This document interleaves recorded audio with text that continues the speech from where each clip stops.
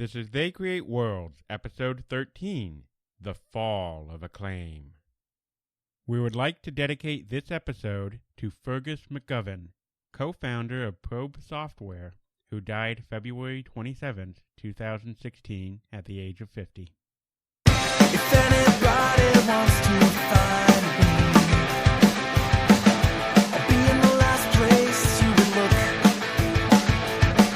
In a place where people used to be, a land that's called reality, you'll find me there.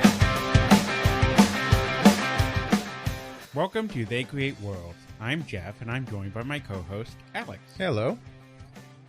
Last time we covered the rise of Acclaim, and this time we must herald its fall. That's right, because as I'm sure most of our listeners know, Acclaim Entertainment is not a company that's actually around anymore. Which is really surprising considering in the rise we went over how much Acclaim was a major player. It was toe-to-toe with EA. It was toe-to-toe with other companies. It was such a big company that it was buddy-buddy with Nintendo. Absolutely. I mean, riding the wave of its success on the Nintendo platform in the 1980s and then on the success of Mortal Kombat and NBA Jam on all platforms in the early 1990s, by 1994, Acclaim was a company that was earning just shy of $500 million. Profits, of course, were much lower than that, but it was a profitable company as well. It was a company that had established a place for itself at the top of the pecking order of third-party developers and was beginning to heavily invest in the technology necessary to keep it on top for years to come. Makes sense. If you're top dog, you want to remain top dog. It seems like, especially when we went over their initial founders, you had people who really understood marketing. You had people who really wanted to bring in the product and publish it, and they were dabbling a little bit with game development, right? Well, at this point, they didn't have any internal game development, but they were starting to create certain support structures through their R&D operation that was headed by Wes Traeger. They had started doing research into how best to transition to polygonal graphics, for instance. Mm-hmm. By 1995, they were actually building a motion capture studio, the very first motion capture studio in the video game industry. Really? Yes, and one of the first in any industry. There were actually movies that were filmed in part using their motion capture studio. Batman Forever, for instance, the blockbuster Batman movie that came out in the late 90s. They did some of their motion capture on the Acclaim studio. That's really good. I mean, they're investing in technology, and people who aren't even in necessarily the same industry are coming to them saying, hey, you guys got an awesome setup here. I'd like to take advantage of that and pay you some money. Exactly, and they were also looking at ways of changing up distribution. By this point, they had their own distribution company, ADI. It mostly just distributed Acclaim products, but they also did a small amount of distribution for other companies. And they were beginning to look into cable distribution as well. And they sort of like downloading stuff over the internet?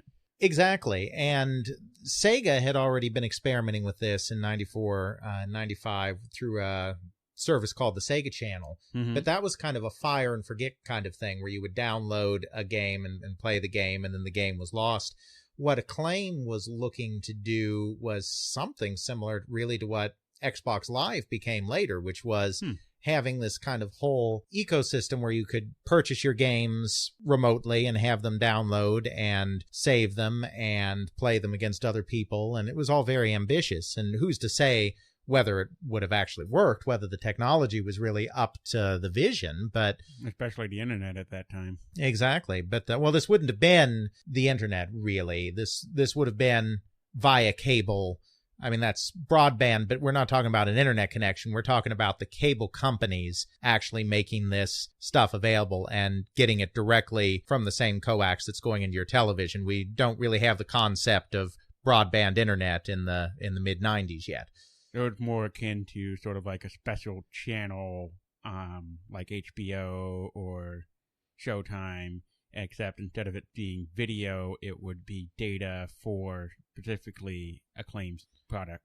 Exactly, and this is something that had been fiddled around with in one way, shape, or form really from the beginning. There was even a plan with the Magnavox Odyssey before it was released to do something involving cable. Now, this wouldn't have been downloading of games, but it would have been basically broadcasting images over cable, because the Magnavox Odyssey could only place dots and lines on the screen. Right. So the idea was that a cable network could point a camera at a more elaborate backdrop, like a tennis court for playing a tennis game, and then that video signal would be broadcast to you through your cable, and so it would place that background image on the television, and then the Odyssey's spots would be superimposed on top.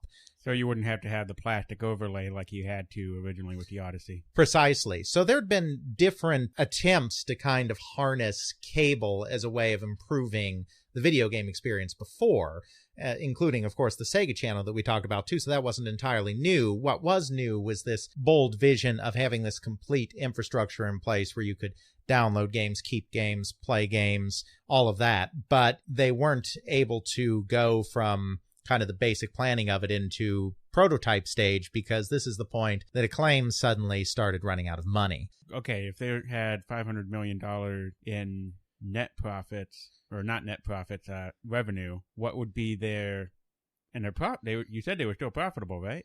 Yes, in 1994 they were. Okay, but somehow this dynamic started to falter. Yes, and to understand that, you really have to take a step back and look at what was going on in the video game industry generally in this time period. The transition between 8-bit consoles and 16-bit consoles had been a relatively smooth transition. This is because the NES maintained its value well into 1990, and by 1991, you had Sega picking up steam with Sonic, and you had Nintendo releasing the Super Nintendo late in the year. So it was a very orderly transition. However, practically speaking, there really wasn't a huge amount of difference between an 8-bit software product and a 16-bit software product. Really? No, there really wasn't. There was a discernible difference in graphics and in animation and in shading and all of these things that made 16-bit games look much prettier. Okay. And obviously you could drive more objects on the screen as well, because you had faster processors that could handle more sprites at once. So you certainly saw a change in the presentation of the games. Yeah, that's what I remember mostly with Nintendo, Super Nintendo. And what made the Super Nintendo so awesome was its graphics looked really good. It seemed like the gameplay was better. Everything was smoother, more stuff, more things going on. Yes, but there was really just the same kind of games, though, wasn't it? I mean, when you strip down Super Mario Bros. 3 and Super Mario World, there's really not that much difference in the gameplay.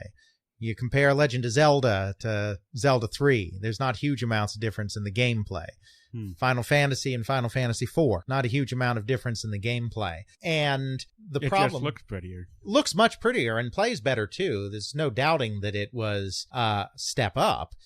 But the types of games were still the same, and it was becoming very much a market that was full of sequels just being churned out and churned out and churned out. So the Mega Man series continues with Mega Man X and Mega Man X2 and Mega Man X3 and Mega Man 7, and you have Castlevania 4 and Castlevania 5, and you have Final Fantasies, and in Japan you have Dragon Quests, and there isn't a lot of innovation going on in the market.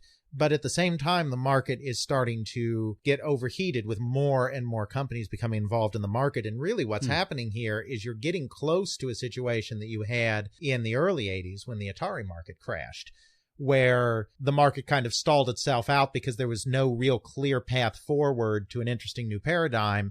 And then you had the channels becoming very stuffed with product. And it's all the same basic kind of product. Exactly. And it wasn't quite to the extreme of the Atari market, because by this point, everyone understood the concept of third parties taking their share of the market.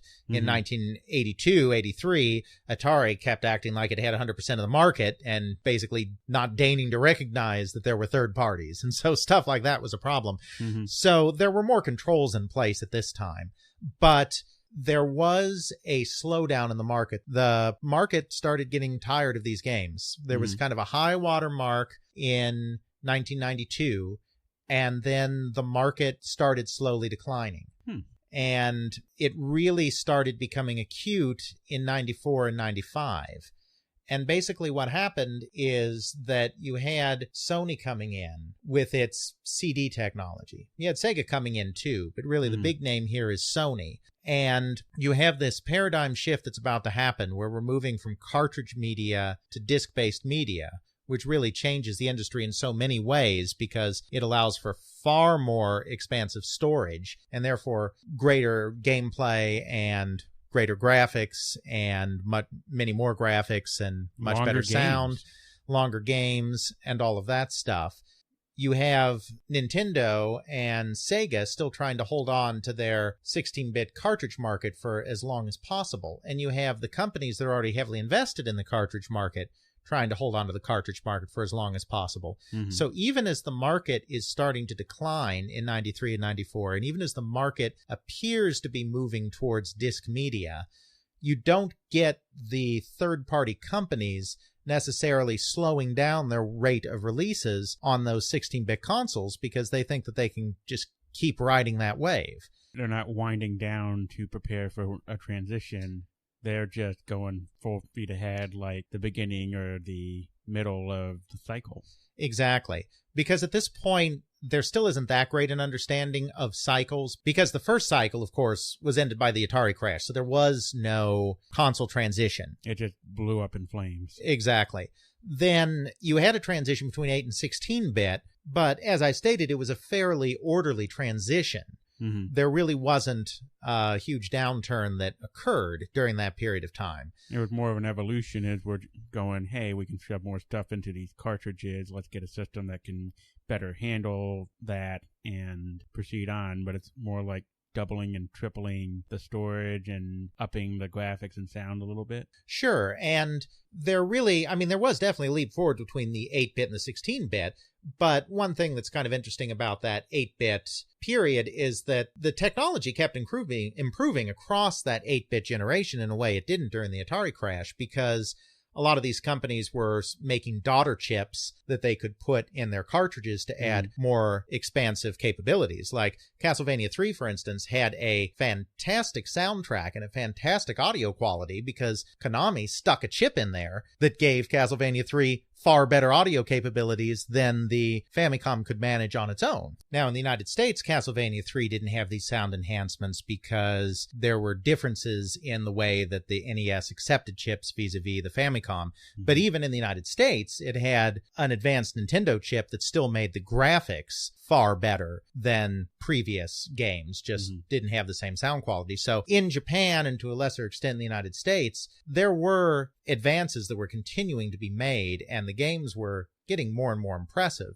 So there was a pretty smooth transition kind of between the 8 and the 16-bit market because the NES stayed popular just long enough for the next generation to kind of come in and start building right where they left off. That sort of makes sense because if you look at the early games for the Super Nintendo, they just look like fancier versions of NES games, but still have a lot of the same color palette, a lot of the same level of detail, maybe a little bit more, just sort of like along the same lines that the Nintendo would be going, but they're not taking full advantage of the capabilities of the Super Nintendo. Right, because of course, when you have any new platform, it takes a while to kind of wrap your head around the new things going on, which has become even more true on succeeding generations of consoles because now the hardware is so complex that it really takes a long time to unlock the full potential. But that was even true back then. You get your sweet spot is kind of the middle of the cycle because at the beginning of the cycle, you don't really get decent sales or huge leaps in games because, of course, fewer people have adopted your console so that there's fewer software sales. And you don't have a grasp on the console yet, so you don't get the technical capability. By the end of the console's life cycle, you have the greatest understanding of the platform, and so you're getting your most technically impressive games. But by this point, people are already kind of looking towards the next big system, so your sales are starting to drop off a little bit on most games because people are holding out for the new generation. So kind of the middle years of the console generation are your sweet spot, because even though you haven't plumbed the full depths of the technical specifications, you still have a pretty good idea of what the system can do. And this is the point when your audience is most engaged. And so you're going to kind of get your best sales. And I think this is something that the market understands now, that the companies understand now. But I don't think they really understood that in the early 1990s because they hadn't really been through a big transition yet in this way, because the 8-bit transition was kind of staggered because Sega got into the market first, and the Famicom was out for so many years in America before it was out in Japan, so they were different places in the product cycle in 2 different countries, and so you didn't kind of have this big switch over. But now with the 16-bit to the 32-bit generation, you were about to have a big switchover where everybody was planning to release their new consoles within a short period of time of each other. Nintendo ended up releasing much later than the other two, but that wasn't their original intent. Right. So this is the first kind of big console transition that occurred. And I don't think companies like Acclaim, and also like Data East and Capcom, I'm not just throwing Acclaim under the bus on this one, really understood that at this point, you're not going to get the same penetration for your product as you are earlier in the cycle. And I do think that there was an extra layer of difficulty in this one because there was great confusion in the market as to where the technology was going next. It wasn't nearly as orderly a console transition as later console transitions would be, because in addition to Sony entering the market, you also had Atari re-entering the market for the first time in a few years with the Jaguar, which came out in 1993, kind of preempting everybody. You had the 3DO coming out, which was advertised as a multimedia system, more than just a video game system, something that could also be used for advanced video and audio capabilities outside of that.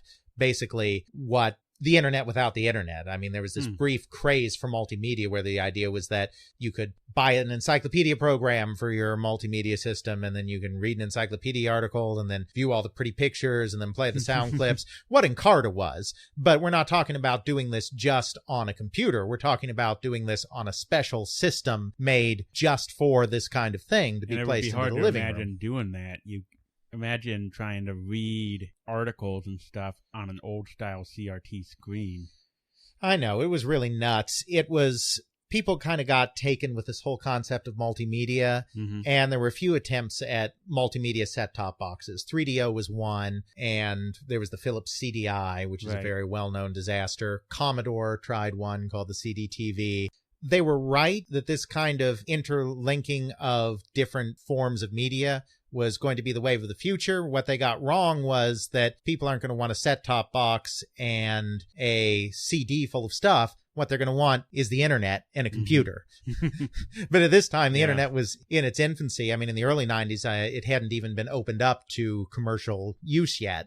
So obviously, they didn't know, because many of these projects started in the late 80s when you still just had the ARPANET. There was no World Wide Web. Or anything like that. So there was a lot of confusion in the market. Are these multimedia boxes going to be the next thing? Where does CD fit into this? Where do the traditional consoles fit in? Are video games still a fad? Because at this point, the crash is pretty recent memory still. It's less than a decade ago. And so there's still a lot of talk, a lot of whispers that video games are just a fad. They're eventually going to be replaced by something else. I think part of this is because it's still primarily attached to the toy industry at this point. And the saying in the toy industry is no toy gets a third Christmas. And not just that, I mean, a lot of people still have the thought, especially then, that video games are for kids. Adults don't play these. Exactly. And for the most part, adults didn't play them. There was certainly some that did, but I mean, the main audience was still children, and the Sega Genesis had pushed that more towards teenagers as well as younger kids. But the idea of college students or adults playing video games was really not a thing yet. So it was still part of the toy industry. The toy industry thought in terms of fads. And when you throw in the 1980s crash, well, so you have validity. Yeah, so you have a lot of confusion in the market. And you have a kind of chaotic transition because Atari launches in 1993, 3DO launches in 1994, Sega and Sony launch in 1994 in Japan, are going to launch in 95 in the United States. Nintendo is planning to launch in the United States in 1995 as well at this point, and ends up getting pushed back. So there's so much confusion, and nobody really understands what a market transition is. So how do most of the companies respond to this? Well, they keep releasing product for what they know is working, which is the 16-bit console market. Yep. A lot of stuff came out for the Super Nintendo and the Genesis for many, many years. Absolutely, it did. And Electronic Arts and Acclaim were very close to each other in size. I think Acclaim was actually worth slightly more, but they were very close, roughly around 500 million. Electronic Arts chose at this point to really start investing in CD-ROM. They established an advanced products group that was dedicated to pushing CD-ROM software. On the PC side, not the console side, they expanded their affiliated label program with an emphasis on signing companies creating multimedia software into their affiliated label program to get them on CD. 3DO, of course, started as an EA project. It was started by Trip Hawkins at EA and ended up spinning off into a separate company because basically there was a board revolt because EA was a software company that made software for all platforms.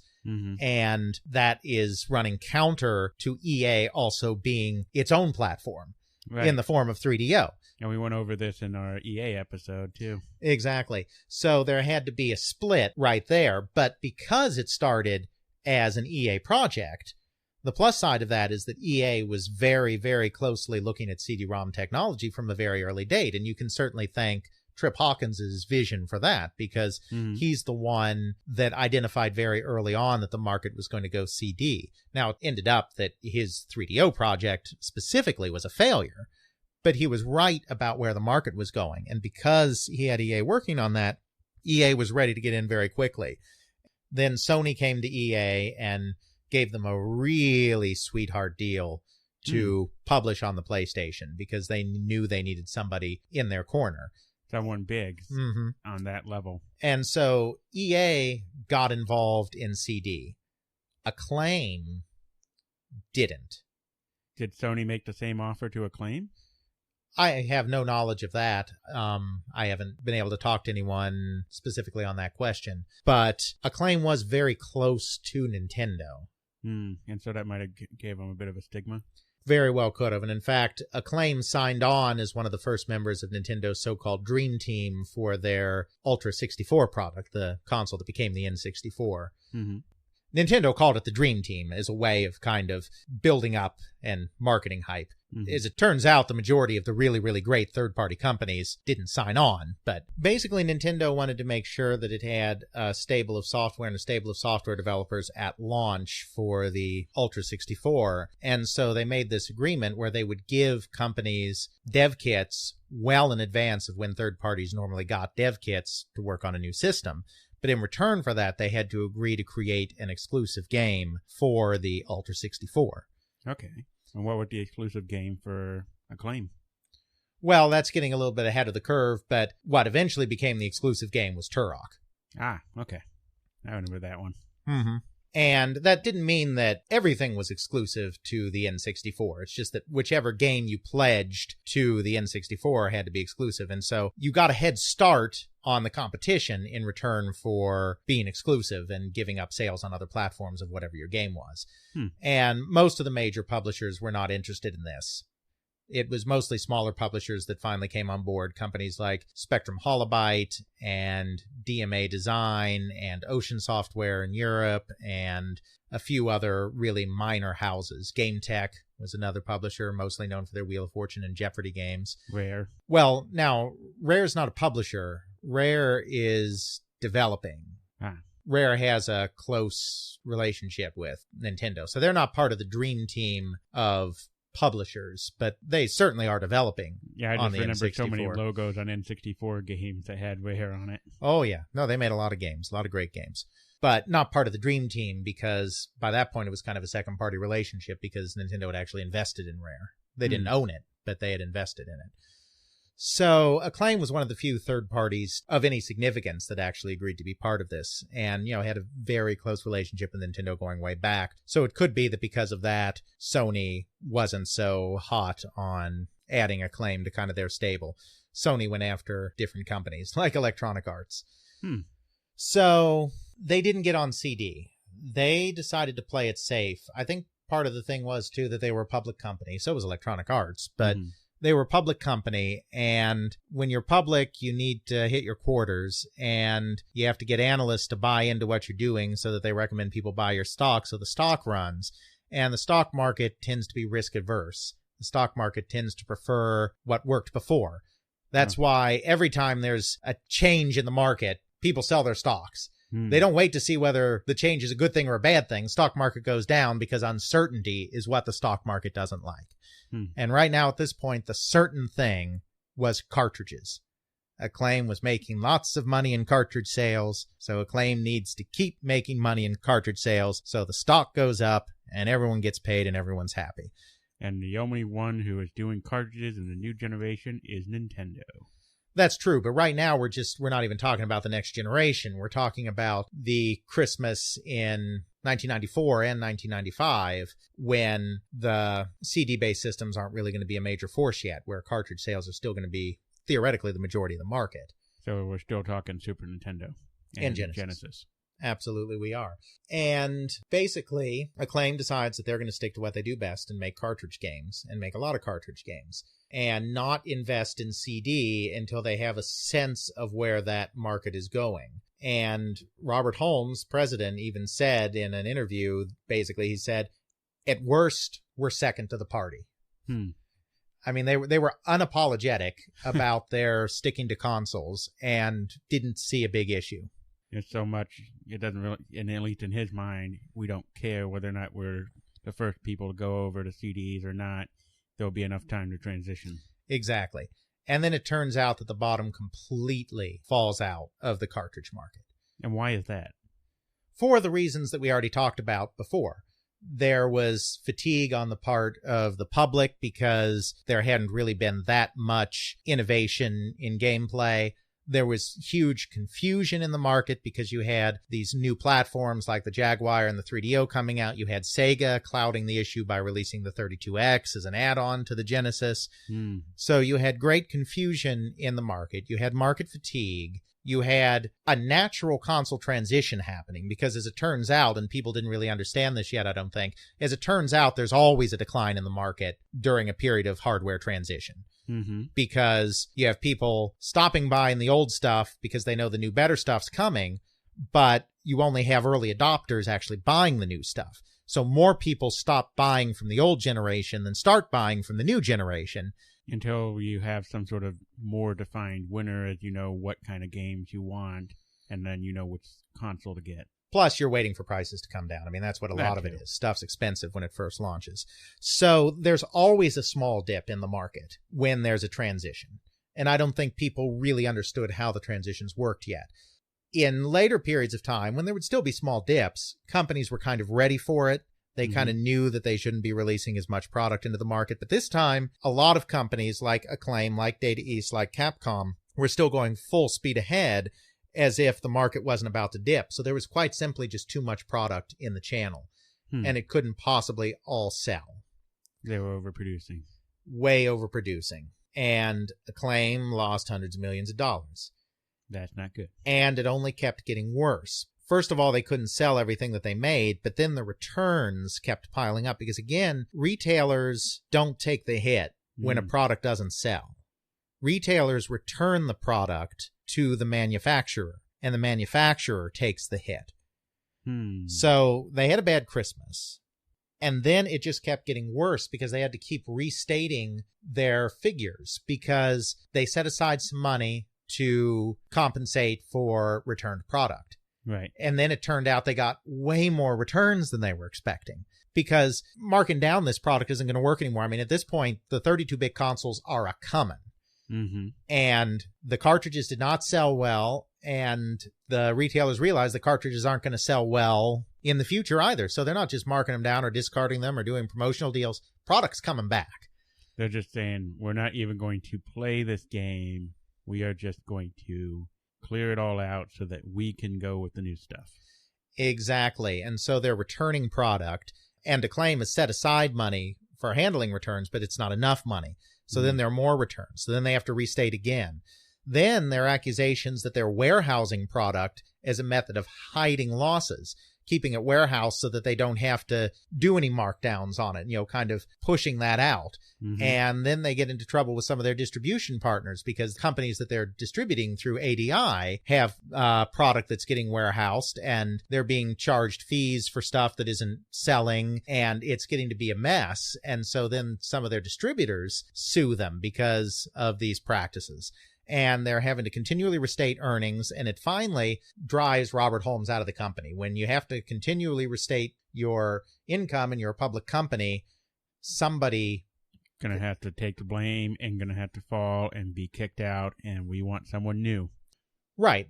They want to change. And so it was Robert Holmes that ended up being let go and all of that. And Gregory Fishback took on the president's role in addition to the CEO role. And Jim Skorpowski, actually, funnily enough, was at this point kind of trying to transition out of the company. And then he couldn't because they needed a really good financial guy to step in and fix things. Why did he want to leave? He was just ready to do something else. No Okay. big scandal or anything. But he was kind of done with it. But then he had to stay because they needed a really slick financial guy to kind of clean up the financial mess. So he took on the CFO responsibility, Chief Financial Officer, in addition to his other duties. So the two co-founders kind of closed ranks, and Robert Holmes, even though they liked him very much, and even though he was a very valuable member of the team, he wasn't a co-founder. So he's the one that ended up having to take the fall. Wow. This was the beginning of the end for Acclaim. Mm-hmm. It wasn't the end, because they actually did bounce back a little bit from this disaster by 1997. They did a few different things. The principal problem that they had at this point, and another reason that their product wasn't selling in addition to the quantities of it, Right. is that they had fairly weak product on the whole. Some of their games were very good, but they really relied on licenses and name recognition in order to sell games. They were still heavily reliant on franchises, and if the franchises weren't strong and they weren't the ones who were bringing the franchise to market, they weren't making the money they needed to make.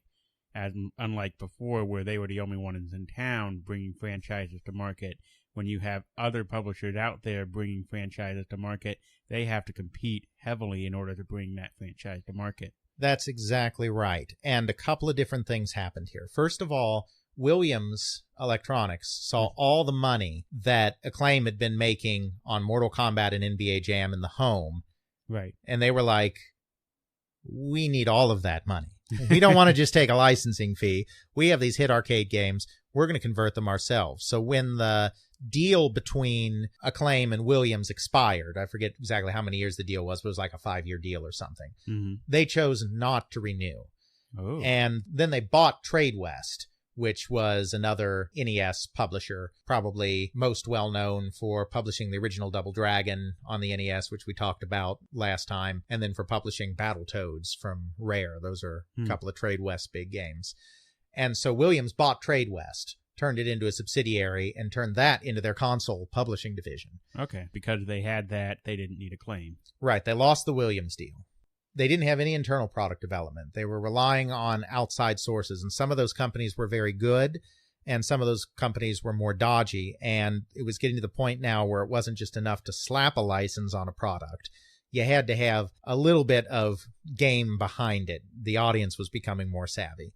Oh, yeah. You couldn't have your tie-in franchises like Beetlejuice or... That one was pretty bad. Yeah, there were a lot of kind of dodgy games. More on the NES than there were on the Super NES, but still a lot of dodgy stuff. So even like one on the N64, the biggest one I can think of on that one is Superman 64. Oh, yes. Now, that was not Acclaim. That was a completely different company, but that was... but the same kind of idea as that. Yeah, that was unfortunate. You need to have a good... something resembling a game here and not just put a pretty coat of paint on it. So to Gregory and Jim's credit, they responded to this situation very quickly and very smartly. They decided there were two things they needed to do. They needed to make sure they had their own franchises that they could count on for the home market. Mm-hmm. and they had to make sure that they had high-quality development that they could rely on. So they went out and spent some money, because even though they lost a bunch of money, they still had money. And they bought 3 of their best developers, contract developers.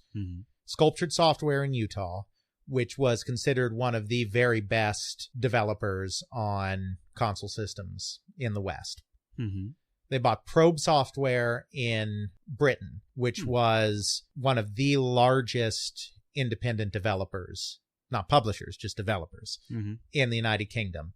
And they bought Iguana, which was down in Texas, and which had created NBA Jam, which was not created the concept of the game, but created the port of NBA Jam that was very successful. So for the first time, Acclaim had internal development studios.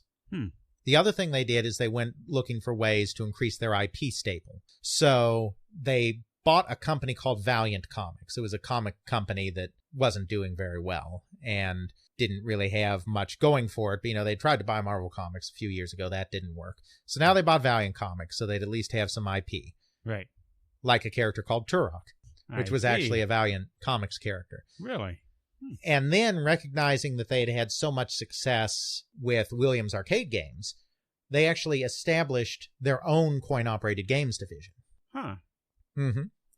And they lured Tom Pettit away from Sega to run it. Tom Pettit had been president of Sega Enterprises USA, not to be confused with Sega of America. Sega Enterprises USA is the American arcade division of Sega. They lured away Tom Pettit, who had been president of Sega Enterprises USA for years, and they had been planning to bring in a bunch of Williams employees that were ready to leave Williams to staff it. The Williams deal fell through, so they had to go with a plan B, which was bringing in a bunch of people that involved with a company called American Laser Games that was never a very successful company. Right. But that's how they kind of got their engineering staff in, and they actually founded their own coin-op division because they thought that they could score the big licenses and score the big hits in the arcade and then bring them to the home, just like NBA Jam and Mortal Kombat. And this is the late 90s, and that's when the arcade stuff is going out, too. That ended up being a mistake. Acclaim Coin-Op never worked very well. It was closed down just a couple of years later for the exact reasons you mentioned. The arcade market was already a little bit dodgy by this point, and it was not the time to be a new company trying to break into the arcade. But Electronic Arts did the same thing. A lot of people don't realize that. Acclaim and Electronic Arts, both in the same time period here, established coin-op divisions. I did not know EA did that. Yeah, and again, it never worked out well. I think they released one game and, you know, pulled out. Acclaim, I think, got 2 out. I know they got a Batman Forever game out, and I think they got 1 other out, but, you know, it never worked out for them. So that ended up being a mistake. But the rest of it was very smart because they had good, solid internal development now, and they had, even though Valiant Comics, they didn't get much out of it, they got the Turok franchise out of it.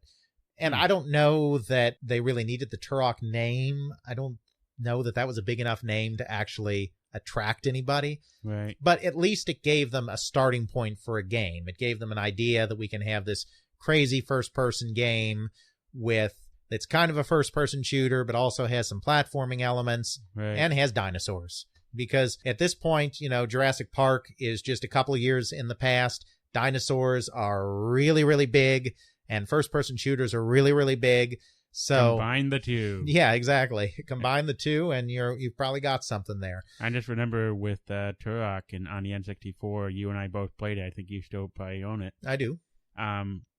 Originally, when I played it, I thought it was just something unique that was just brought up. I had no clue that it was a comic. And neither did I. I don't, like I said, I don't think Valiant Comics was really that well known. But it worked out for them because Turok was a decent-sized hit on the N64.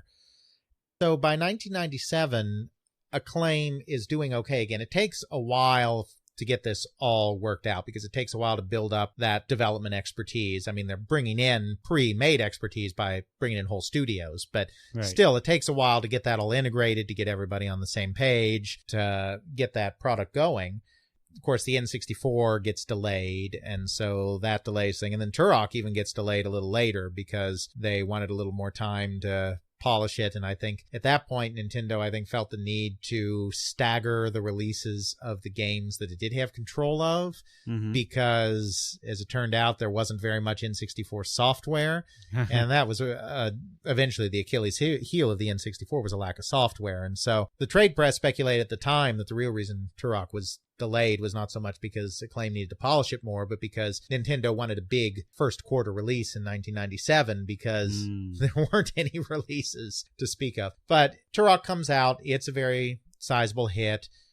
Acclaim gets some sports games going on the N64, and because Electronic Arts stays out of the N64 market until 1998, because they don't like the idea of the higher cost of cartridges, and they want a sweetheart deal to get involved with that, as EA often does, and Nintendo wasn't willing to give them one.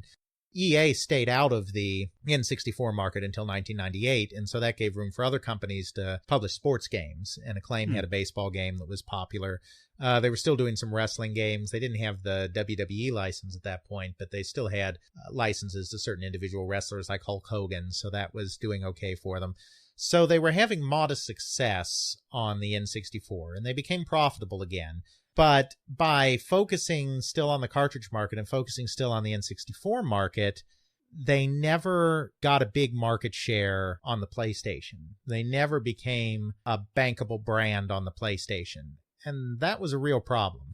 They didn't even try to publish any games? They published on the PlayStation. They did? But they were late to the party. Okay. They didn't invest in it right away, and there were much stronger games and franchises there. You know, their strongest product was that Turok product, as it turned out, but that was exclusive to the N64 because of that Dream Team deal. And they couldn't take advantage of the capabilities of the PlayStation, which would probably have made the Turok game a lot better. Well, I don't know about that. PlayStation wasn't really good for first-person shooters. Because it turned out that the PlayStation could do 3D graphics, but it could only sort of do 3D graphics. You may remember that most of the games that were really big hits, like Resident Evil and Final Fantasy VII, used three-dimensional polygonal characters set against pre-rendered backgrounds. And the controls tended to be kind of clunky and the games tended to be kind of slow. I mean, for Resident Evil, that kind of worked because it was supposed to be a survival horror game, and same with Silent Hill. These are supposed to be kind of survival horror games where being a little clunky in the controls kind of adds to the tension of what you're going through. And only having certain fixed camera angles to view the game world from kind of works for, you know, raising the tension of the horror experience and, you know, jump scares and all of that kind of thing. So it kind of worked for that kind of thing. But you'll recall there really weren't any big first-person shooters on the PlayStation. I actually can't think of any. Most of them didn't get very big or very popular. And the reason for that is that really it still didn't do first-person shooters very well. The N64 had its own faults, especially in terms of the limited storage capacity of the cartridge, which means you couldn't have as fancy a multimedia with full motion video and the advanced multimedia music and sound effects and whatnot. But in some ways, you could create a smoother, better kind of 3D game. Look at Mario 64 versus Crash Bandicoot. Both 3D platformer style games, but Crash Bandicoot kind of had to be done from that fixed angle in the rear to kind of accommodate that. Of course, Tomb Raider was more 3D free roaming, but still not quite as big and expansive a world as Mario 64 had. By being set in tombs the way it was, they kind of naturally limited their 3D space that they had to... Right, they could only render so far out. This is why in Silent Hill, you had the misty Silent Hill, and that was just like, yeah, we're just going to stop rendering right at that limit there, and we're going to call it mist. Exactly. And, I mean, that was necessary sometimes on the N64 as well. Turok was a very misty game, for instance, for exactly the same reason. But you could still get something faster on the N64 when you're talking about a full kind of 3D experience. And so a game like Turok really lent itself better to the N64 because you could have faster and more intense action in a 3D world. Especially if you had that memory upgrade. Exactly. which came along a little later, so Turok per se didn't take advantage of that. But certainly later games like Perfect Dark. Perfect Dark and the Rogue Squadron game from Factor 5 very much took advantage of that. So I don't think Turok would have necessarily been a better game on the PlayStation. Okay. But it was trapped on the N64 anyway. I mean, they could have certainly taken sequels to the PlayStation because the sequels weren't tied up in that. But they basically stayed really focused on the N64 because I think by that time it was in their wheelhouse. And they'd had a long relationship with Nintendo. They'd had a long relationship with cartridge media. And there was a place for them on the N64 because fewer third-party developers were on the system. Yeah, the only games I ever recall seeing that had the Acclaim label on there was N64. Sure, and they had a few. Their market share at some point got as high as 5% on the PlayStation, but that's really, really low. Mm-hmm. They kind of got pigeonholed there. When the PlayStation 2 came along, they did get on the PlayStation 2. Really? I didn't think they survived that long. Oh, yeah, they only went bankrupt in 2004. Oh, really? So they were there for most of the PlayStation era. PlayStation launched in the US in 2000. They got on the PlayStation. By this time, they were making money again, but they never quite... I think they were never quite in the kind of health they needed to be in to kind of seize the market again. You know, in the 16-bit era, they were known for their big marketing campaigns, like Mortal Monday. Mm-hmm. And at this point, they don't have Robert Holmes anymore, who was kind of their big marketing guru. He's the one who really knew how to sell something, and he had to leave. Exactly. And they didn't have the profits anymore to necessarily invest in the huge marketing campaigns anymore because they're hurting and game development costs are rising and they've lost a lot of their capitalization and they're just not as big a company anymore. They can't compete with the EAs of the world anymore on marketing spend. And they kind of let themselves get pigeonholed into the N64, which meant that they didn't have much cachet amongst Sony users coming in from the PlayStation transitioning to the PlayStation 2. They had a couple of licenses that were still kind of half decent. The biggest one they had was with Dave Mirra, who was very big in the BMX bike racing circuit. And so they had a couple of bankable names. And they had the South Park license, though the games that they were the first company with the South Park license, got that during the N64 era. Oh, yeah, there was a South Park game on the N64. Yeah, kind of a first-person shooter kind of strangeness. And their South Park games were never that good, so they never really exploited that South Park brand very well. So they had a couple of brands and licenses that were okay. They had a couple of development studios that were okay, but by this point, it's getting harder and harder to break into new platforms. It's taking more and more capital. At this point, it seems like every console generation, you lose a few of the mid-tier players because there comes a point as development costs rise and marketing budgets rise that you either need to find the hit that moves you into the top tier of publishers or you fall apart. And if you look at this last console generation, you had IDOS bought out by Square Enix. You had Midway disintegrate. You had THQ disintegrate. You had Atari basically lose all relevance. The company technically still exists. And of course, this is not the same Atari that released the VCS. The name went through so many transitions. We'll have to do a flowchart. History of the Atari brand. We should really do a podcast on the history of the Atari brand. All right. Let me write that down real quick. Yep. Right. So Atari's still around, but they're really not a publisher anymore. They're practically just a corpse. So you had kind of that hollowing out of the mid-tier. And I think that kind of thing is basically inevitable with any console shift now, is that if you're mid-tier, you have to kind of figure out how to raise the stakes, or you either combine with another company or you go out of business. And so Acclaim is stuck having to get on another big platform when they're only doing kind of modestly well. And at this point, I think they get a little desperate because their marketing kind of goes off the rails. Really? In what way? Well, they started doing these very strange marketing campaigns one of which, when one of the Turok games came out, they offered $10,000 to anyone who would name their baby Turok, a baby born within a certain period of months. That's kind of weird. Yeah, and they were doing some promotions in cemeteries, which was kind of strange and got a lot of backlash. Most of this marketing was coming out of their international operations out of the UK, but they kind of started getting some backlash, and it kind of reeks of desperation. I don't know if that's why it was. I can't, even though I've talked to some people at Acclaim, I don't have as much understanding of what was going on in this later period, but it certainly reeks of desperation. And then they strangled their last golden goose, because the Dave Mirra franchise had some recognition and had some success. Mm-hmm.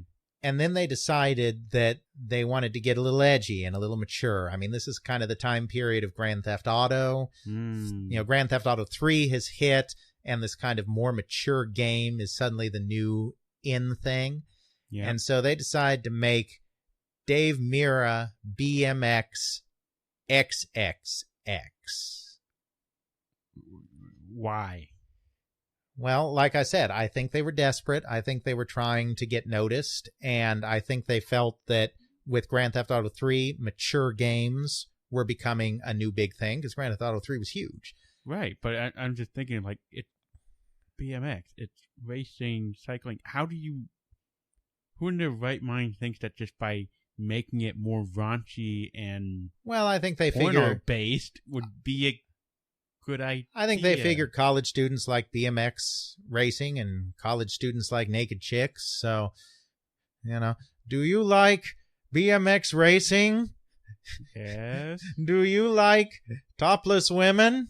Yes, Mr. Salesman. Then you should come over to Acclaim. We can do some BMX racing while oogling topless women. I mean, I think that had to be the logic. And my confusion in voice should probably be how most of the people probably. So there are two problems here. First, they get all that negative publicity over that because mature games are becoming a thing, but they're not becoming that much of a thing. It's not becoming let's throw tits and ass into everything and, it'll sell better.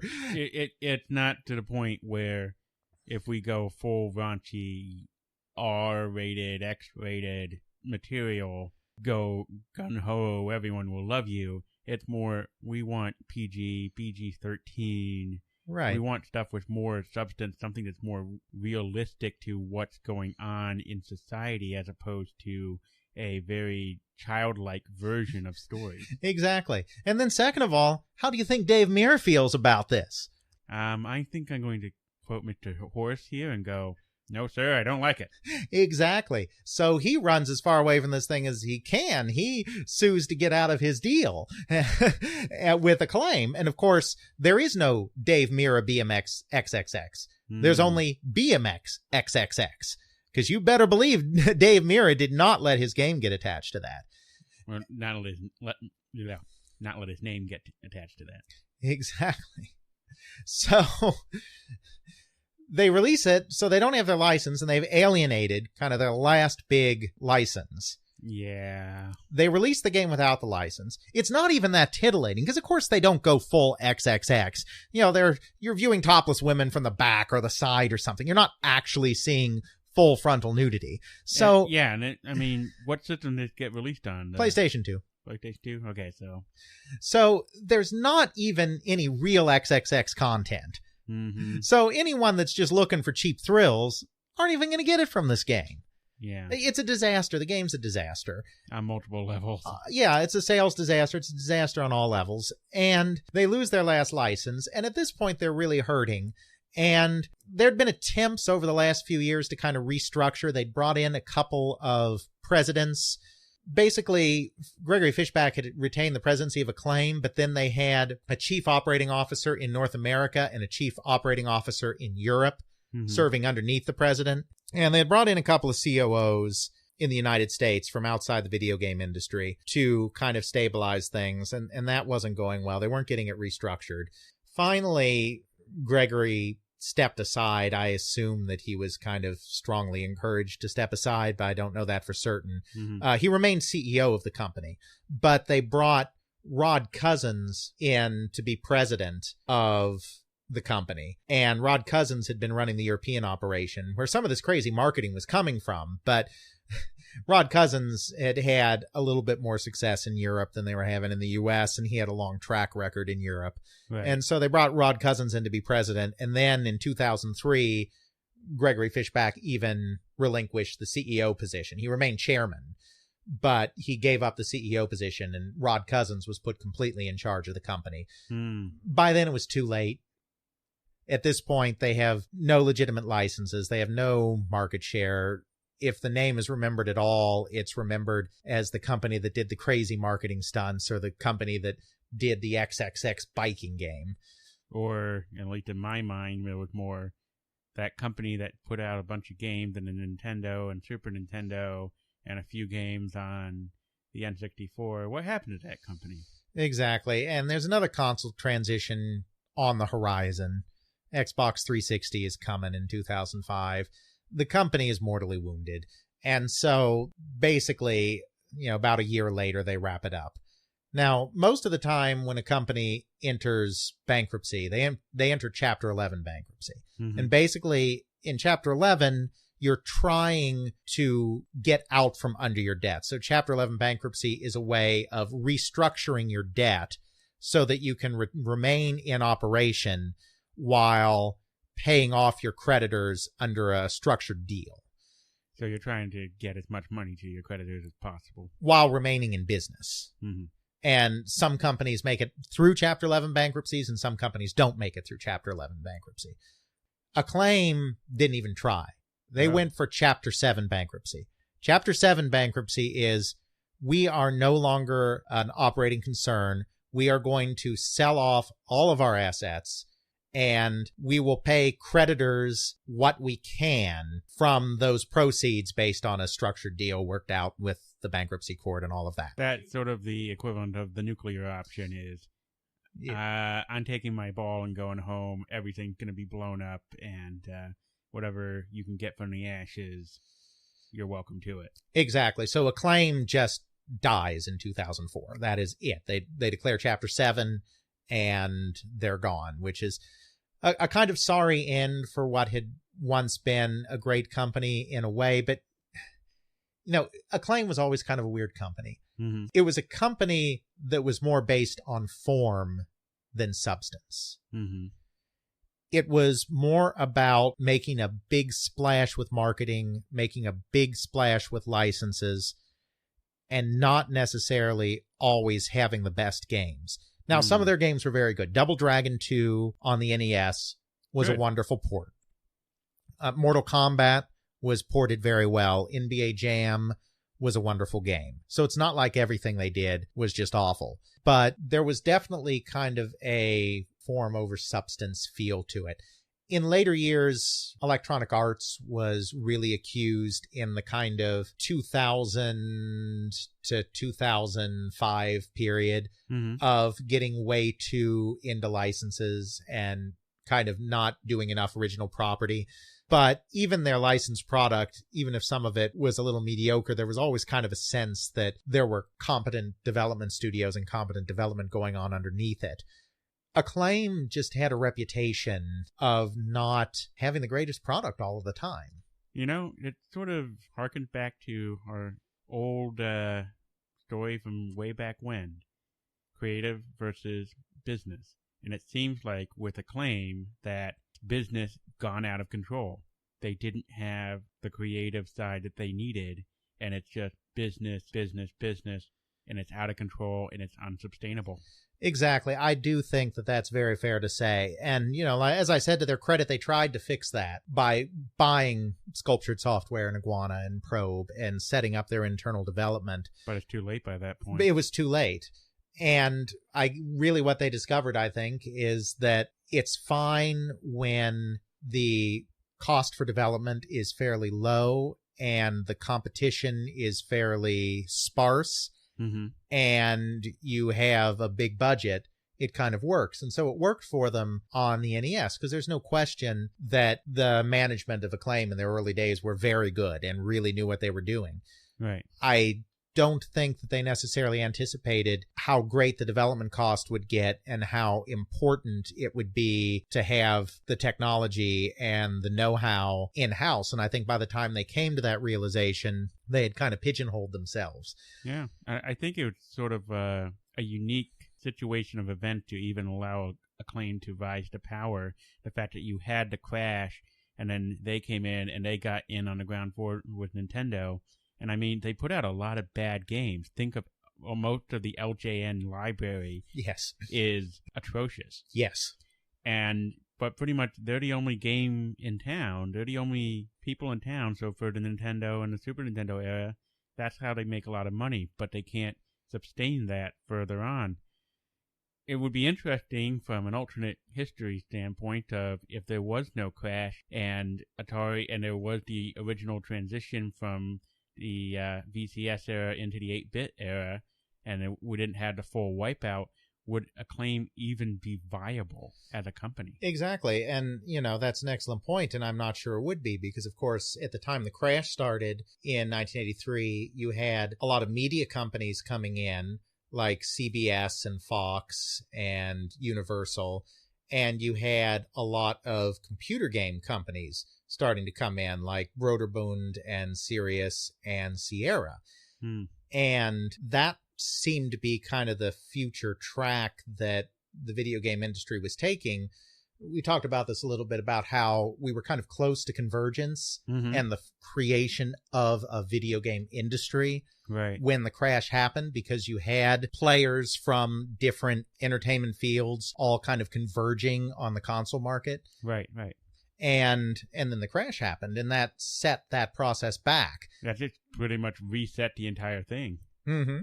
And so there was a place for Acclaim, and Acclaim's business model for the 8 and 16-bit era was absolutely brilliant. I don't want to knock these guys too much. Now, as a gamer, I didn't own many Acclaim games. I mean, most of them weren't that great, but as businessmen, they did know what they were doing. And it just feels like that strategy just didn't translate well into a new era. And we've seen a lot of companies hit this problem. Basically, the same thing happened to THQ, which just disintegrated a few years ago. THQ by 2007 was a $1 billion company, which didn't put it anywhere near the leaders. The leaders at this time were like in the 3 to 4 billion range.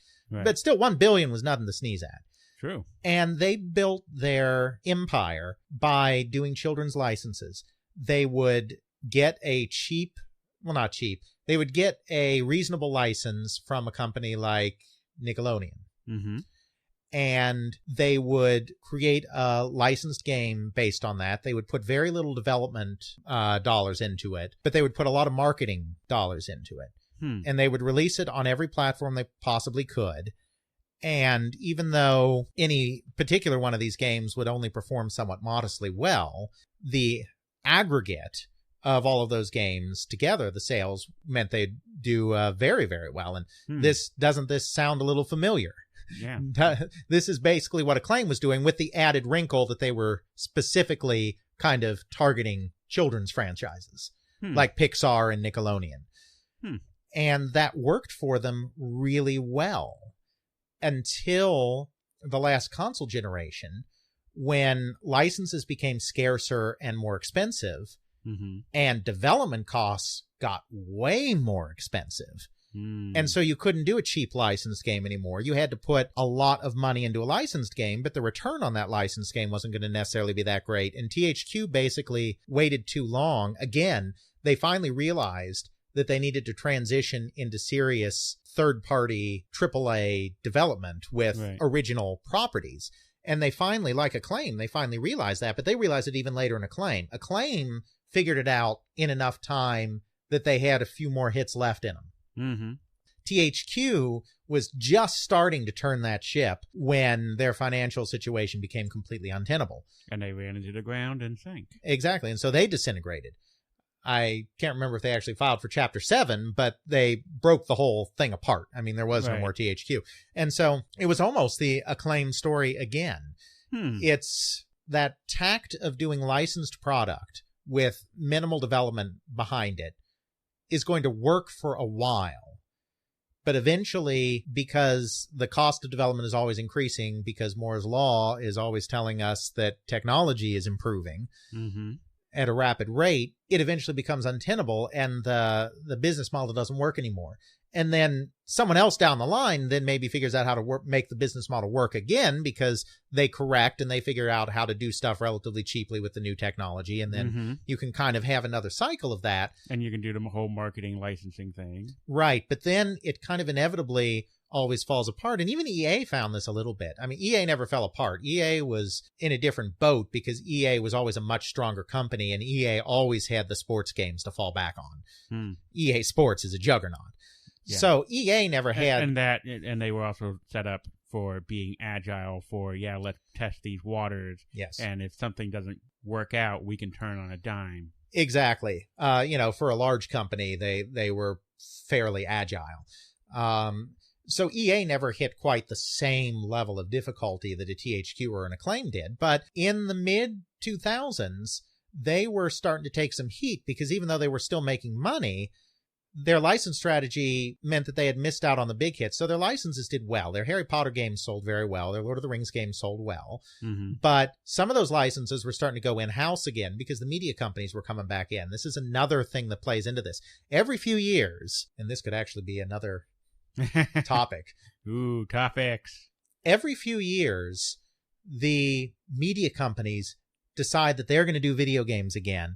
And so then they found their own studios, and then they take their licenses back in-house. So EA made a lot of money with the Lord of the Rings license, but then Warner Brothers established an interactive division. And Warner Brothers had the rights to the Lord of the Rings movies, and so they took those Lord of the Rings projects back in-house.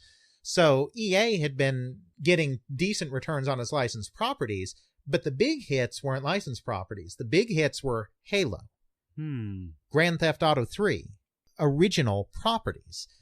And EA didn't have a big hit. They just had a lot of mid-level hits. And so they just discovered that they kind of had to kind of move more towards original product again. And that's when you had the transition where Larry Probst stepped down and John Riccitiello became CEO. And they didn't manage it well. There were problems. We won't go into that on this episode, but there were problems in the way they managed the transition, and that caused them some difficulty. But the point is, even EA, which understood how to do licenses well and actually release successful product based on licenses that also played half decently. Right. Even they had some problems with the license model eventually. It just seems to be a model that doesn't hold up under the long term. And so while Acclaim was an absolutely perfect company for the NES and the Super NES in the late 1980s and the early 1990s, it was the exact wrong company and wrong model for the PlayStation and the PlayStation 2 era, and so ultimately it did not survive. Wow. And that is how Acclaim has fallen. Where do you want to go next time? Well, we've done a couple of consoles in a row, which normally we switch at that point, but while we're on a console kick, we've been kind of talking a little bit about, especially with Acclaim here, about the unique parameters of the Nintendo market and the unique ways that Nintendo controlled that market. Yeah, we talked a lot about the different ways Nintendo has done stuff, especially over these last episodes and before. Exactly. And Nintendo often gets a bad rap in gamer circles for kind of having the control that they had over the market. But I think what often gets overlooked is the circumstances that led that kind of system of control to be necessary in its own time, and have kind of missed how Nintendo was able to use this control that they had in a way that benefited the entire market and actually led to some real innovations in the way video games were marketed and produced. And while I certainly don't think that I think it's good that Nintendo does not have that monopoly anymore, because at a certain point, the market did need to expand and did need to become more competitive. I think it would be interesting to kind of examine how Nintendo dominated the market and what that meant for the stabilization and the growth of the video game industry as a whole. It pretty much resuscitated a dead empire. Exactly. All right. And we will see you next time on They Create Worlds. Check out our show notes at tcwpodcast.podbean.com, where we have links to some of the things that we discuss in this and other episodes. You can check out Alex's blog at videogamehistorian.wordpress.com. Email us at tcwpodcast@gmail.com and follow us on Twitter at tcwpodcast. Intro music is Airplane Mode by Josh Woodward, found at joshwoodward.com/airplane mode, used under a Creative Commons Attribution License. Outro music is Bacterial Love by Roland Music, found at freemusicarchive.org, used under a Creative Commons Attribution License.